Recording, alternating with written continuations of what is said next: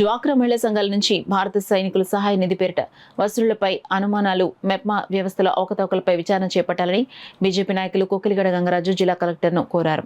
ఈ మేరకు ఆయన పార్టీ నాయకులతో కలిసి కలెక్టర్కు వినతి పత్రం అందించారు. ఈ సందర్భంగా ఆయన మీడియాతో మాట్లాడారు.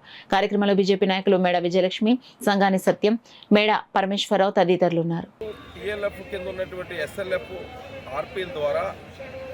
ఒక్కొక్క ఎస్ఎల్ఎఫ్ గ్రూప్ నుంచి 2,500 రూపాయలు భారత సైనికుల సహాయ నిధి పేరిట వసూలు చేస్తున్నారు. ఈరోజు కాకినాడలో చూస్తే 4 టీఎల్ఎఫ్ గ్రూపులు ఉన్నాయి.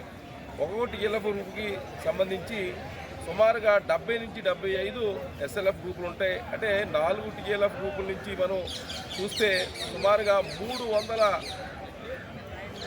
ఎస్ఎల్ఎఫ్ గ్రూపులు ఉన్నాయి. అంటే ఒక్కొక్క గ్రూప్ నుంచి 2,500 రూపాయలు, అంటే సుమారుగా 7 నుంచి 8 లక్షల రూపాయలు మహిళల దగ్గర నుంచి వసూలు చేసి వారి సొంత ఖాతాల్లో వేసుకుంటున్నారని చెప్పి సమాచారం ఉంది.